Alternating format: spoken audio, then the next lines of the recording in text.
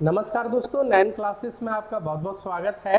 इस वीडियो में आज हम लोग पढ़ेंगे लाइट का काफ़ी महत्वपूर्ण टॉपिक, काफ़ी इम्पोर्टेंट टॉपिक। नमस्कार दोस्तों, नैन क्लासेस में आपका बहुत बहुत स्वागत है। इस वीडियो में आज हम लोग देखेंगे लाइट का काफ़ी इम्पोर्टेंट टॉपिक रिफ्रैक्शन, जिसको हिंदी में हम लोग अपरावर्तन बोलते हैं। तो चलिए वीडियो को हम लोग स्टार्ट करते हैं।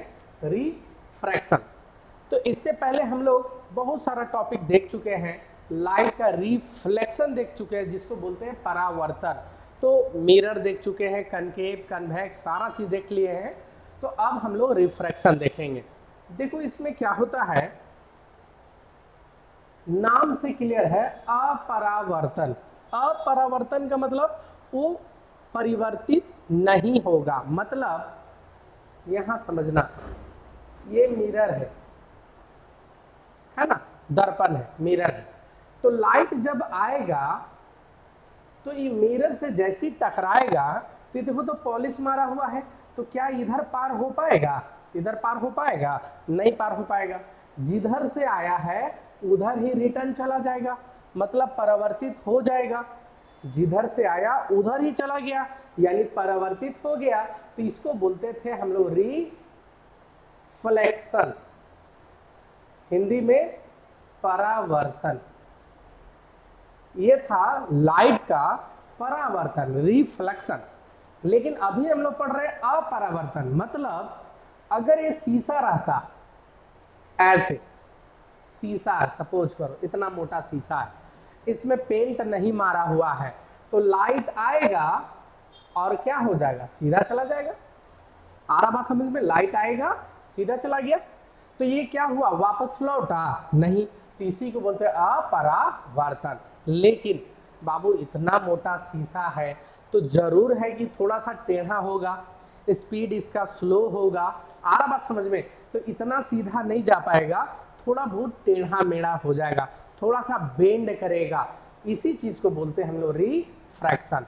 रिफ्रैक्शन का मतलब लाइट आए और पार चला जाए किसी मीडियम से, लेकिन थोड़ा बहुत क्या होगा? टेढ़ा मेढ़ा हो जाएगा। इसी चीज को बोलते हैं रिफ्रैक्शन। बेंड जो करता है उसी को बोलते हैं रिफ्रैक्शन। तो इसमें आप समझो बाबू, इसमें है क्या?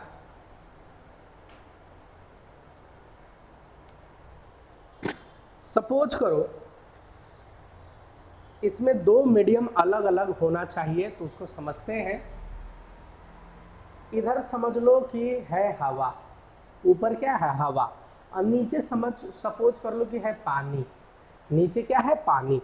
तो लाइट आ रहा है ऐसे हवा से, अभी हवा है, हवा से लाइट कहाँ जा रहा? पानी में।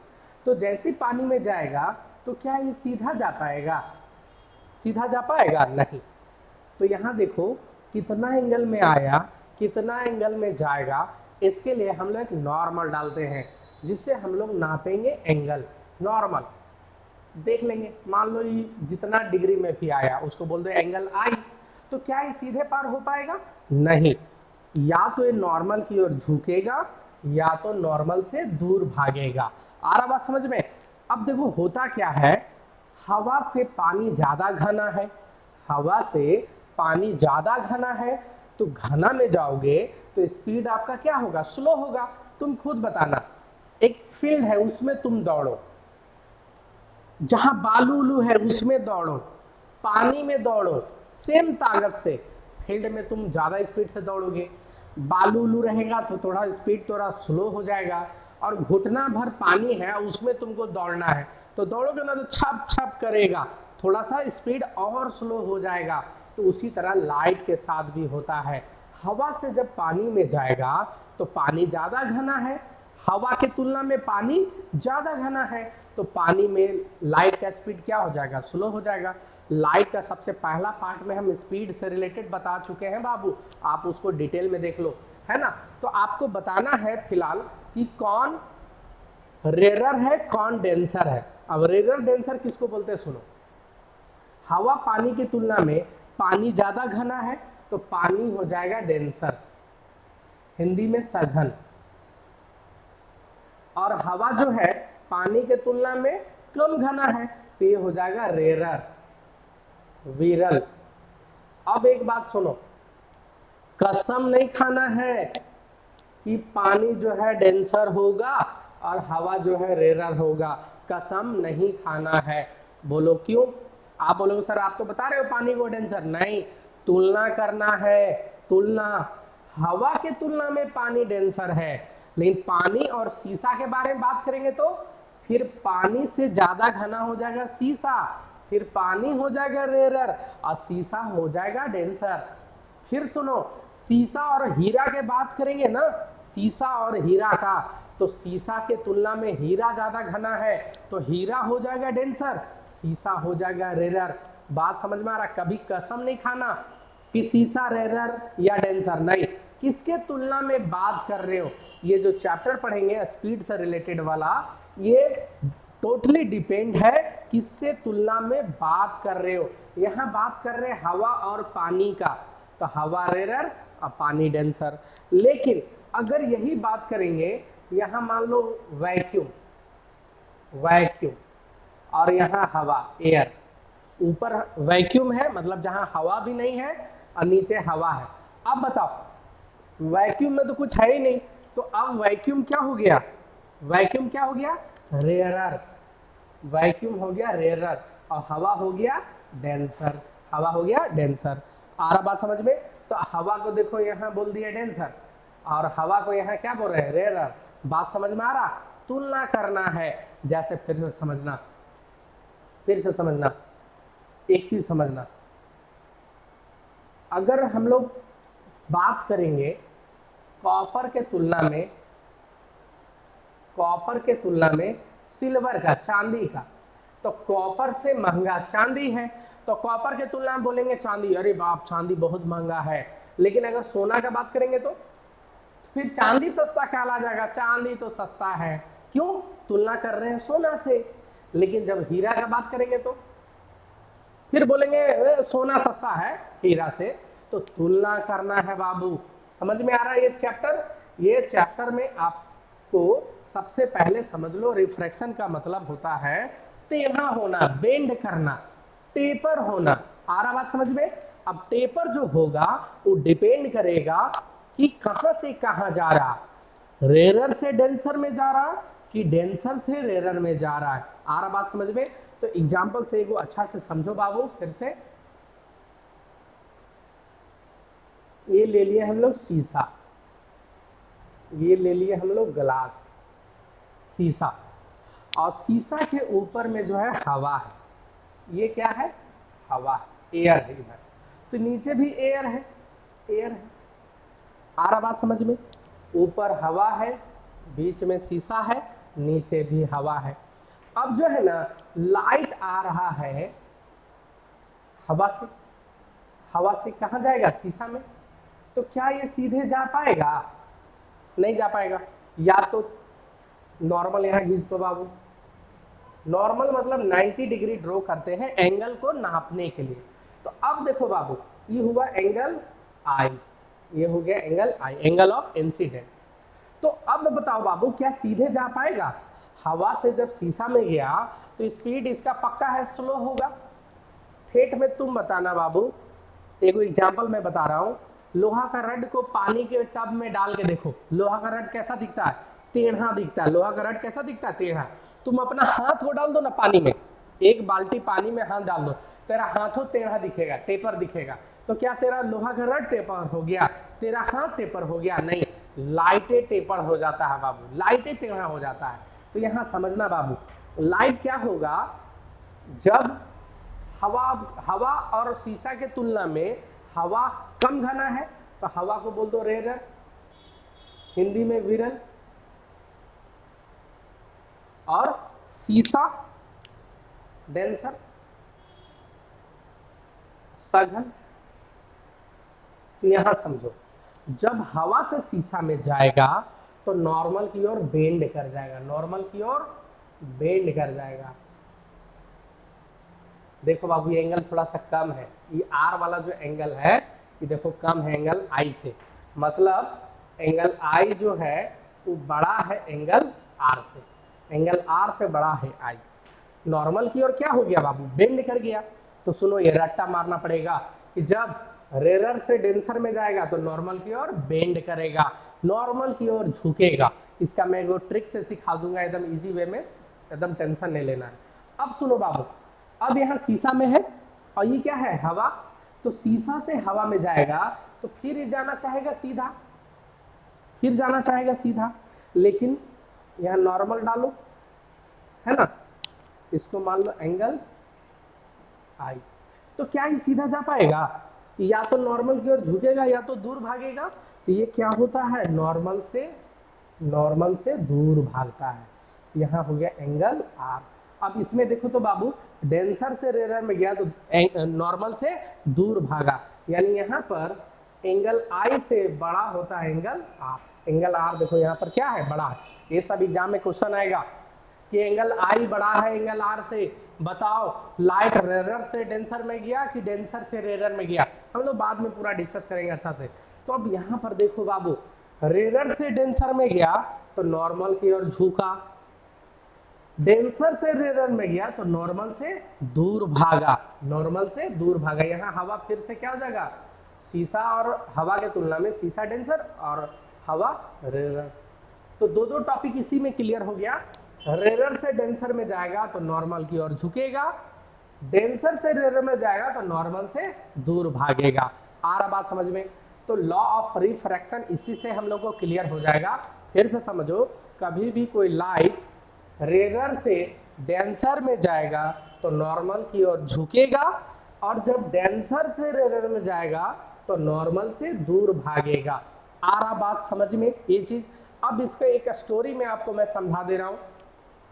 अभी सपोज करो हम लोग हवा में, अभी क्या घर में है, हवा में है, खुला में है, लेकिन तबीयत खराब होगा तो कहाँ जाएंगे, हॉस्पिटल जाएंगे।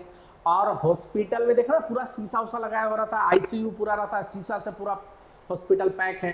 तो ठेठ में समझो, अभी हम लोग हवा में, तबीयत खराब हुआ तो हॉस्पिटल में गए, हॉस्पिटल मतलब शीशा, ध्यान रखना। तो हवा से कहाँ गए, हॉस्पिटल में, यानी शीशा में गए। तो जैसे ही हॉस्पिटल में गए, जल्दी बताओ आपका स्पीड स्लो होगा कि तेज होगा।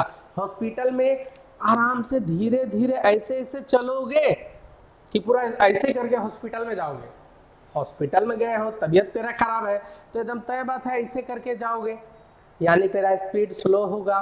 तो हवा से शीशा में गया तो स्पीड स्लो हुआ। दूसरा बात जल्दी से बताना, किसी का सहारा लेकर चलोगे, डंडा धर के चलोगे, या किसी का कंधा पे हाथ रख के सहारा लेके चलोगे, कि डंडा उंडा फेंक दोगे। तय बात है हॉस्पिटल में जा रहे हैं, एनर्जी का कमी है, डंडा लेकर धरेंगे, किसी का सहारा लेकर चलेंगे, डंडा लेकर चलेंगे।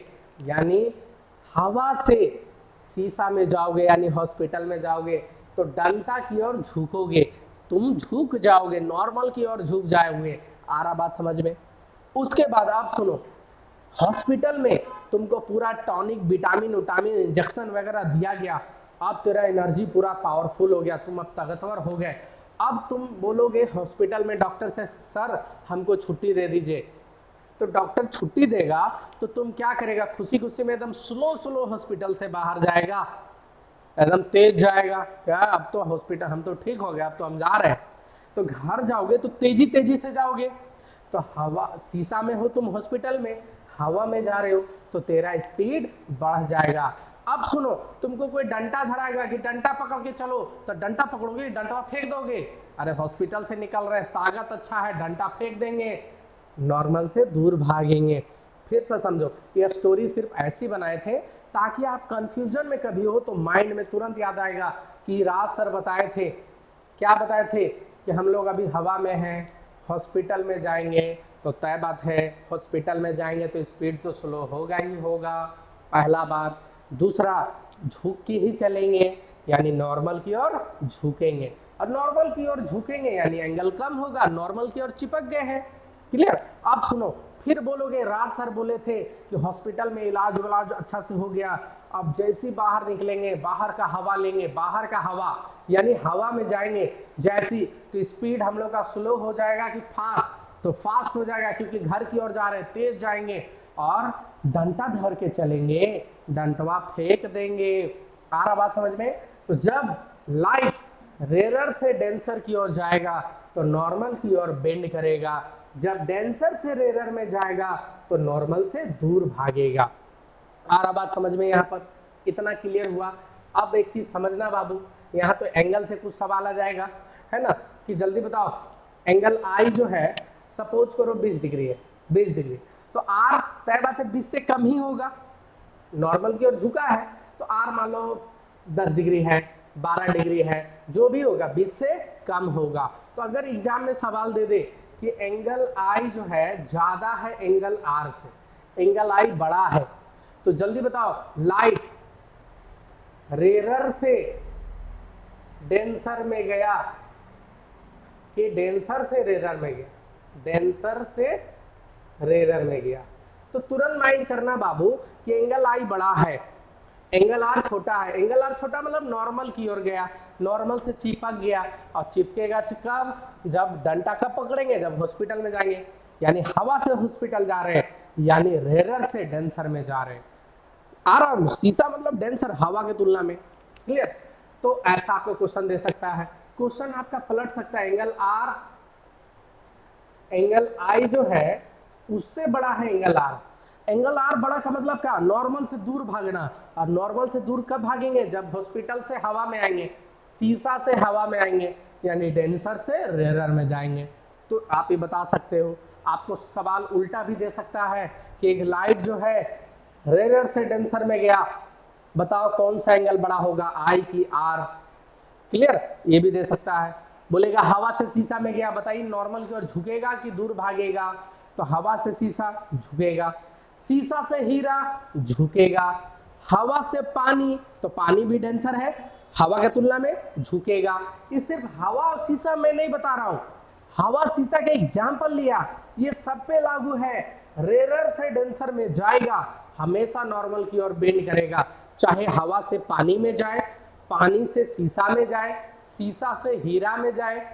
आ रहा बात समझ में? लेकिन उल्टा, मान लो पानी से हवा में गया तो पानी हो गया डेंसर, हवा हो गया रेरर। तो पानी डेंसर, हवा रेरर, नॉर्मल से दूर भागेगा। आ रहा बात समझ में कि नहीं? फिर से समझो, ठेठ में रेरर से डेंसर में गया, नॉर्मल की ओर झुकेगा, डेंसर से एयर में जाएगा, डेंसर से रेरर में जाएगा, नॉर्मल से दूर भागेगा। क्लियर कट समझ में आया? क्लियर है? स्टोरी समझ में आया? ऐसा नहीं है कि हवा शीशा ही मैं बताया, ये सब पे लागू है। सपोज करो ये शीशा नहीं है, हीरा है, तो भी यही चीज। सपोज करो ये हवा नहीं, ये पानी है और ये शीशा है, यही लागू है ना? क्लियर? चलो इतना समझ में आया। अब मन में एक सवाल आएगा कि सर ये कितना एंगल में आ रहा है, कितना एंगल में जा रहा है, इसका कुछ नियम कानून है क्या? तो बिल्कुल नियम कानून है। क्या नियम कानून है? सुनो जल्दी से।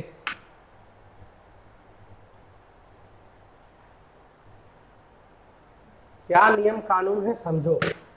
सपोज करो एक हम शीशा लिए, एक हम शीशा लिए, है ना, एक शीशा लिए, हवा से लाइट आ रहा है, नॉर्मल डाल दिए, और ये कहाँ गया? शीशा में, तो नॉर्मल की ओर, नॉर्मल की ओर बेंड कर गया। तो एंगल आई है, एंगल आर है, एंगल आर छोटा होगा, एंगल आई सपोज करो 20 डिग्री है, एंगल आर कम मान लो 10 डिग्री है।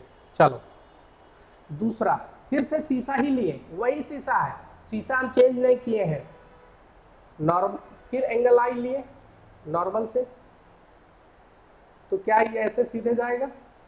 तो फिर नॉर्मल की ओर झुक गया एंगल आर। सपोज करो एंगल आई हम लिए 30 डिग्री और एंगल आर 30 से कुछ कम ही होगा, मान लो 20 डिग्री लिए। हाँ, फिर एक और शीशा लिए, वही शीशा, शीशा चेंज नहीं कर रहे, मीडियम चेंज नहीं कर रहे, फिर से कोई एंगल से लिए हम, तो ये शीशे सीधा जाना चाहिए था लेकिन जाएगा नहीं, एंगल आई आर हमेशा छोटा होगा। मान लो 40 डिग्री लिए और गया 25 पे, सपोज कर रहे हैं, ठेठ में बता रहे हैं। हाँ, तो देखा गया कि इसका 20 डिग्री है ना, तो लिखा गया साइन 20, और नीचे 10 डिग्री है तो लिखा गया साइन 10। तो इसका वैल्यू सपोज करो आया 1.5, सपोज करो, मैं सपोज करने बोल रहा हूं, मैं सपोज करने बोल रहा हूं। अब इसमें बताना, यहां क्या है 30 डिग्री, तो कीजिए साइन 30 डिग्री, नीचे 20 है तो साइन 20, इसको भी कैलकुलेट करोगे ना तो सपोज करो 1.5 ही आया। इसको करो साइन 40, कितना एंगल से पार हुआ 25, यानी साइन 25, फिर कितना आया 1.5 ही आया। इसका मतलब क्या फिक्स है, कितना एंगल में आया कितना एंगल में गया, अगर उसका हम साइन का रेशियो कर दे तो हमेशा एक कांस्टेंट वैल्यू देगा। कितना आ रहा 1.5 1.5 1.5, यदि तीनों मीडियम क्या हो सेम हो तो मीडियम यदि चेंज नहीं करोगे तो sine i by sine r हमेशा कांस्टेंट आएगा, और इसी चीज को हम लोग बोलते हैं रिफ्रैक्टिव इंडेक्स। ये हमेशा फिक्स होगा, रिफ्रैक्टिव इंडेक्स। इसको हिंदी में बोलते हैं अपवर्तनांक, इसको हिंदी में बोलते हैं अपवर्तनांक। आ रहा समझ में? ये हमेशा फिक्स है, ये कभी चेंज नहीं होगा। इसी को स्नेल्स लॉ के नाम से जाना जाता है। इसी चीज को किस लॉ के नाम से जाना जाता है? स्नेल्स लॉ के नाम से।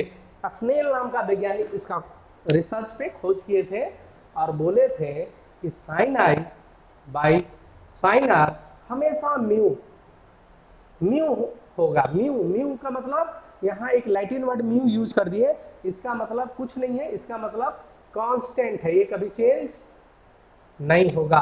और म्यू को ही बोलते हैं रिफ्रैक्टिव इंडेक्स। आ रहा बात समझ में? अभी देख रहे थे ना कि उस शीशा का कितना आया था 1.5 आया था। आ रहा बात समझ में? तो उसी तरह सबका एंगल जो आएगा, जितना एंगल में आया उतना एंगल में गया, उसका जब साइन बाई साइनर करोगे तो हमेशा एक फिक्स वैल्यू आएगा जिसको हम लोग बोलते हैं म्यू। इसी को बोलते हैं रिफ्रैक्टिव इंडेक्स, अपवर्तनांक। क्लियर? और इसी को बोलते हैं हम लोग स्नेल्स लॉ, स्नेल का नियम। तो बहुत बार एग्जाम में आया है sine i by sine r बराबर कांस्टेंट। क्लियर? म्यू ना लिख के यहाँ ऐसे कांस्टेंट भी लिख सकते हैं, है ना? क्लियर? तो ये उल्टा पुल्टा भी देगा, कभी आर ऊपर कर देगा, कभी आई नीचे कर देगा, तो ध्यान देना हमेशा आई ऊपर आर नीचे। क्लियर? इसी को लॉ ऑफ रिफ्रैक्शन भी बोलते हैं। तो लॉ ऑफ रिफ्रैक्शन एक तरह से बोल सकते हो, पहला वही जो लॉ ऑफ रिफ्लेक्शन में भी है, incident ray, reflected ray, normal, तीनों एक ही प्लेन में है। दूसरा, जब लाइट जो है रेयर से डेंसर में जाएगा तो नॉर्मल की ओर बेंड करेगा, और डेंसर से रेयर में जाएगा तो नॉर्मल से दूर भागेगा। और तीसरा बोलने का मन है, ये बोल दो कि sine i by sine r बराबर कांस्टेंट। तो लॉ ऑफ रिफ्रैक्शन यही तीन चीज है। आ रहा बात समझ में? यही तीन चीज में से जो भी एग्जाम में रहेगा आप उस हिसाब से एग्जाम में आंसर कर देना। तो स्नेल्स लॉ समझ में आया? स्नेल्स लॉ क्या बोला? स्नेल्स लॉ यही बोला, मान लो ये कुछ भी चीज है, गिलास ले लो, पानी ले लो, मान लो वाटर ले लिए, वाटर, हाँ तो वाटर ले लिए, तो लाइट आ रहा है, नॉर्मल डाल दिए तो एंगल आई हो गया, सीधे जाना चाहिए था लेकिन नॉर्मल की ओर बेंड करेगा, ये हो गया आर। तो यहां जब आप करोगे sine i by sine r तो हमेशा जो वैल्यू आएगा वो आएगा कांस्टेंट। इसको आप चेंज करते जाओ, एंगल आई का आर भी चेंज होते जाएगा, लेकिन अगर आप sine i by sine r उसको भागा देते जाओगे तो हमेशा एक फिक्स वैल्यू आते जाएगा। लेकिन इससे न्यूमेरिकल एग्जाम में नहीं आता है। आप बोलोगे क्यों? क्योंकि मान लो 20 डिग्री में आया 10 में गया, तो साइन 20 साइन 10 का तुम वैल्यू जानते हो? नहीं जानते हो, कैलकुलेटर यूज करना होगा, साइंटिफिक कैलकुलेटर, और वो आपको एडमिशन के बाद मिलेगा। पॉलिटेक्निक में एडमिशन करा लोगे ना तो कैलकुलेटर आपको अलाउ है, अभी अलाउ नहीं है। क्लियर? तो रिफ्रैक्टिव इंडेक्स जो है कुछ कुछ का आपको याद करना पड़ेगा फिक्स। इसमें से एक आध को ऐसा जो हर साल दे देता है एग्जाम में, रिफ्रैक्टिव इंडेक्स, अपवर्तनांक, अपवर्तनांक कुछ कुछ का फिक्स है। जैसे हीरा, बहुत बार एग्जाम में पूछा है कि हीरा का रिफ्रैक्टिव इंडेक्स बताओ। हीरा का रिफ्रैक्टिव इंडेक्स सबसे ज्यादा होता है, हीरा का रिफ्रैक्टिव इंडेक्स सबसे ज्यादा होता है, जिसका सबसे ज्यादा मतलब समझ जाना वो सबसे ज्यादा घना है, लाइट उसमें चला तो जा रहा है लेकिन जल्दी निकल नहीं पा रहा है। तो हीरा का रिफ्रैक्टिव इंडेक्स होता है 2.42। ये बहुत बार एग्जाम में आया है, हीरा का रिफ्रैक्टिव इंडेक्स 2.42। उसी तरह पानी का अगर बोलेगा तो वाटर का 1.33, पानी का 1.33। ग्लास का यदि बोलेगा तो बाबू ग्लास बहुत सारा टाइप का है, ग्लास शीशा का बहुत सारा टाइप होता है। तो ग्लास का लगभग 1.5 से आपका अढ़ाई नहीं 1.5 से 2 के बीच में, 1.5-2 के आसपास में बहुत सारा आपको मिल जाएगा। क्लियर।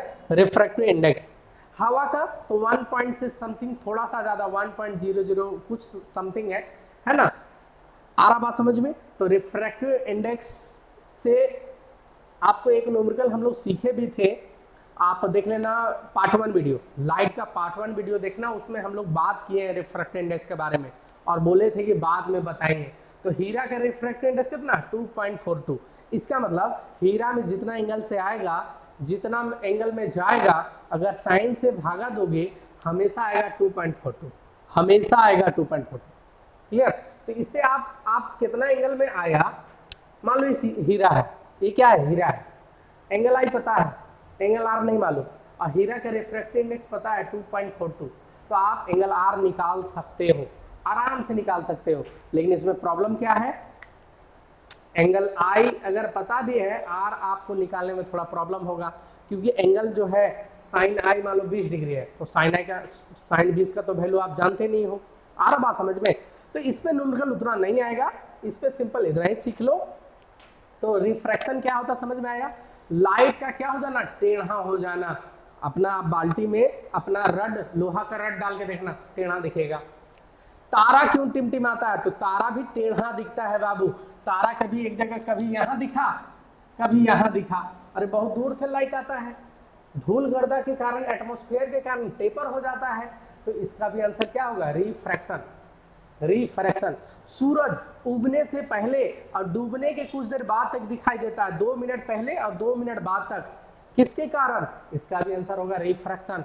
रिफ्रैक्शन से आपको 2 क्वेश्चन एक फेवरेट हो गया। पहला क्वेश्चन तारा क्यों टिमटिमाता है, रिफ्रैक्शन के कारण। दूसरा क्वेश्चन सूरज उगने से पहले डूबने के बाद 2-2 मिनट तक दिखाई देता है, क्यों, इसका भी आंसर रिफ्रैक्शन। तीसरा बोलेगा लोहा का रड जो है पानी का टब में डालो टेढ़ा दिखाई देता है, रिफ्रैक्शन। अगर बोलेगा कि लाइट जो है हवा से पानी में जाता है तो उसका स्पीड थोड़ा सा स्लो हो जाता है, किसके कारण, तो बोल सकते हो रिफ्रैक्शन। टेढ़ा ओढ़ा के बारे में कुछ भी बोला, रिफ्रैक्शन। समझ में आ रहा है। अब जो है इसमें और भी बहुत सारा हम लोग न्यूमेरिकल वगैरह भी सीखेंगे, तो वो हम लोग नेक्स्ट पार्ट में देखेंगे। रिफ्रैक्शन उम्मीद करते हैं कि आपको समझ में आया होगा। और रिफ्रैक्शन मेनली किसमें होगा, तो जिससे लाइट पार हो जाए, लेंस वगैरह में, लेंस वगैरह में क्या होगा, रिफ्रैक्शन। तो न्यूमेरिकल वगैरह हम लोग नेक्स्ट वीडियो में देख लेते हैं। बहुत बहुत धन्यवाद, थैंक यू।